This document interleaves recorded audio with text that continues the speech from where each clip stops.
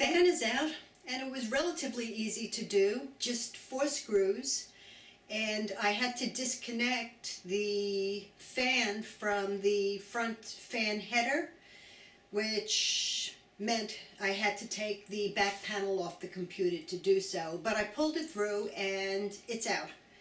Extra fan. I had an added concern, and that is whether I should cable up the power supply before I put the water cooling radiator up here, because I may not be able to get the power supply cable through. Hesitant to put the power supply in so soon because it's heavy, and I've been moving this case back and forth because I use this table during the day for other functions like paying my bills and various paperwork. So I would rather keep it as light as I possibly could. I was just outside and spring is in the air, so I want to get this computer together as quickly as possible. I did a little research last night, and it seems that my next step is to put the power supply in and route the wires up before I actually install the water cooling. So that's my next step.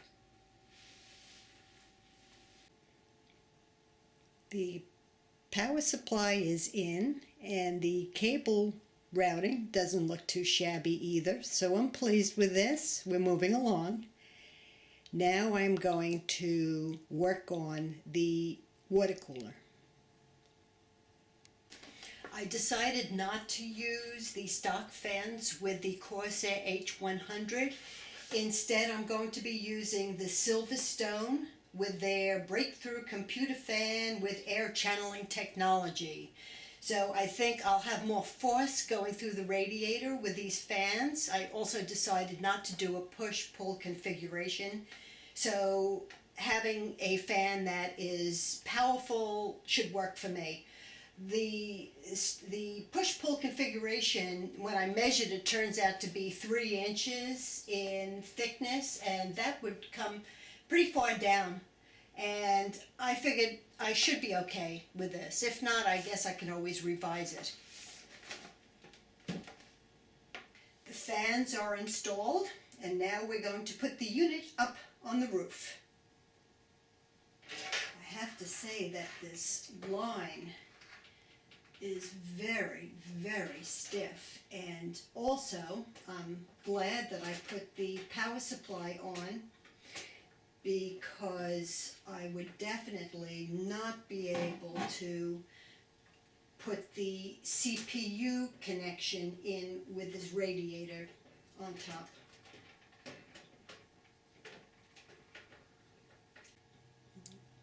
I'll show you that the radiator is installed.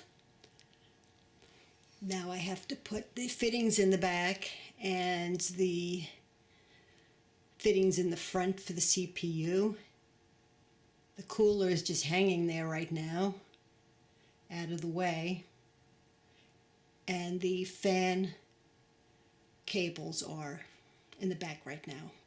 The pump is installed, everything went well, and the next step is to hook up the fans, and I will put in the RAM.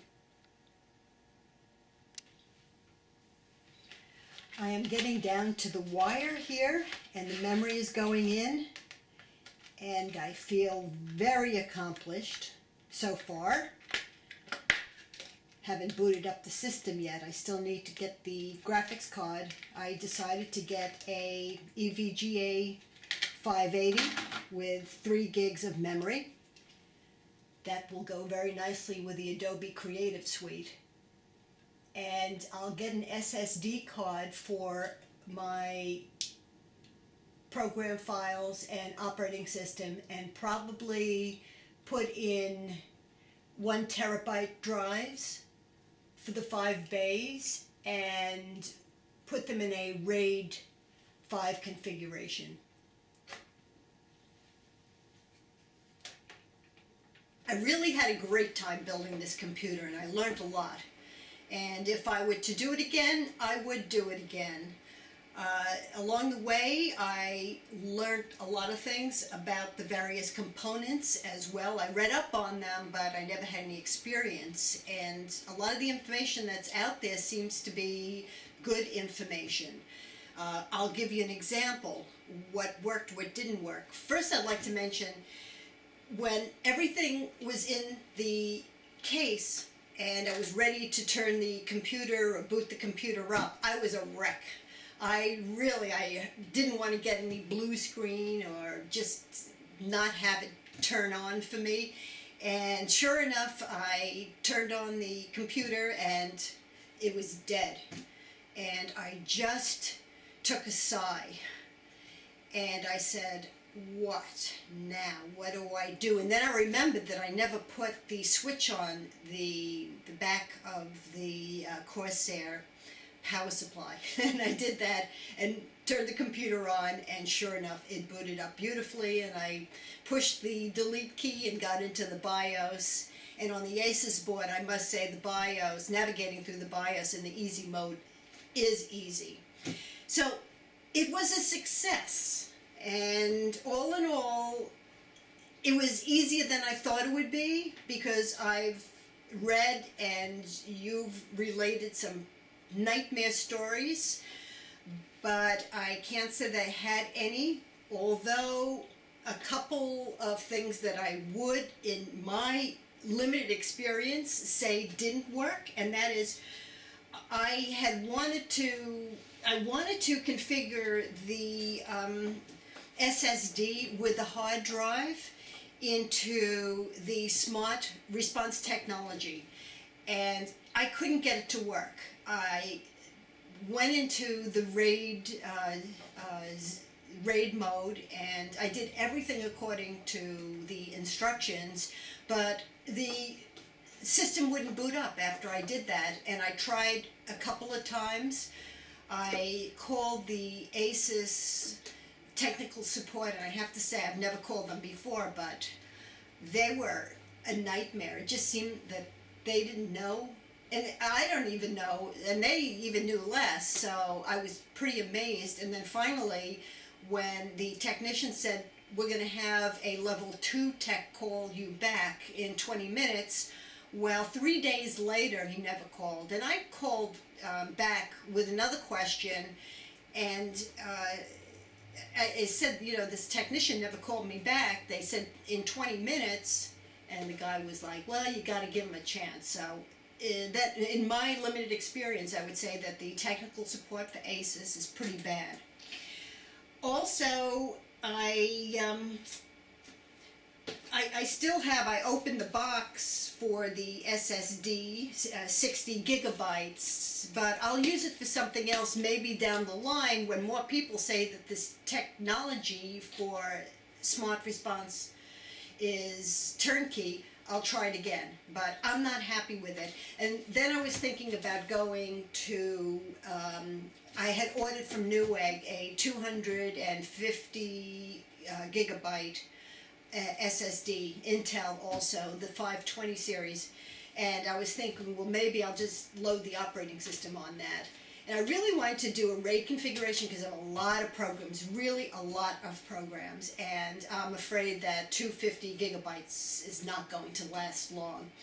But since they don't have trim for RAID 0 at this point for the SSDs, I'm going to hold off. I can always reinstall my operating system and programs. Ideally, I would like to go with SSD, but the technology's not there yet.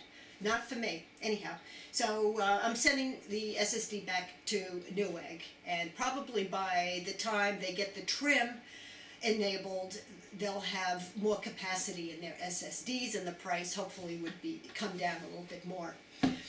So that being said, I'd like to talk about the Corsair H100. Can't say I'm excited about it.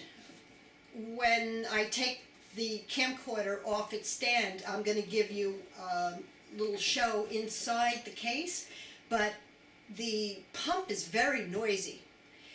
And I tried tapping on it and jiggling it around, but not too much, obviously. I don't want to damage anything, but it's either that there's air bubbles in it, but it's keeping the temperature cool on the CPU, but the noise is irritating. And to tell you the truth, I think that the stock fan that comes with the processor would probably suffice, at least for my purposes.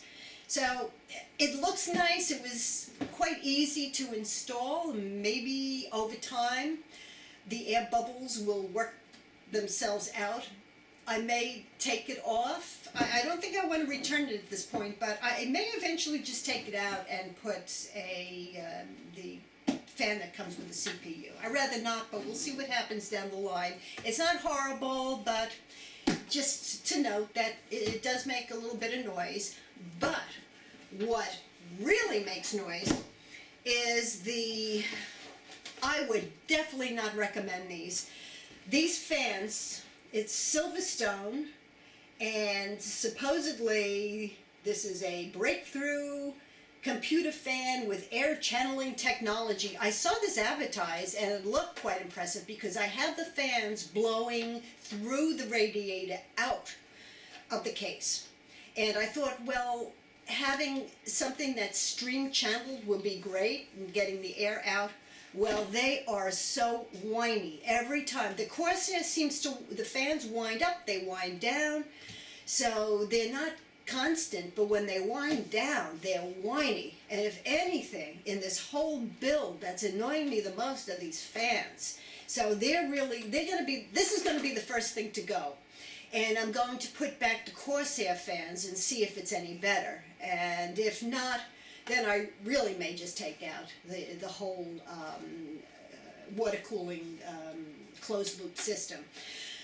So just for your information, if you plan on doing a similar build, I wouldn't recommend these fans. Once again, they're the Silverstone, and the model is SST-AP121. Wouldn't recommend it. I bought the Light On 24 times internal DVD CD writer. I'm very pleased with it. It had mixed reviews, but everyone has something to complain about, and I'm happy with this. It works very well. It's quiet, and I would recommend it.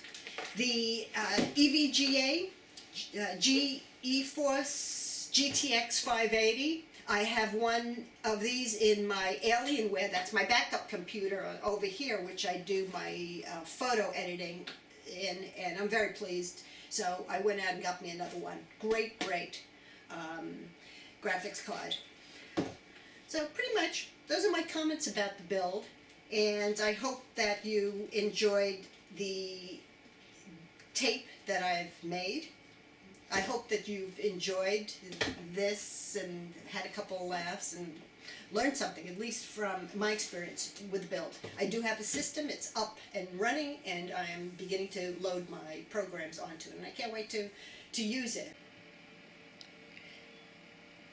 I promised you a closer look at the computer, and here it is. I'm going to bring you in closer so you can hear the annoying whiny fans and also the pump on the Corsair 100.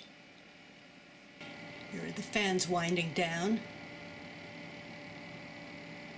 Now listen to it when it starts up.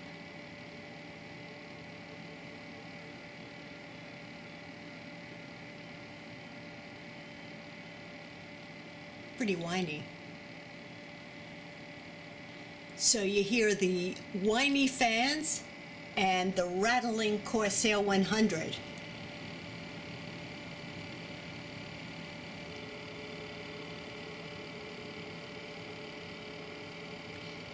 Some people on the internet did complain about the rattle on this pump. So it may not happen to everyone, but happened to me. And that's it.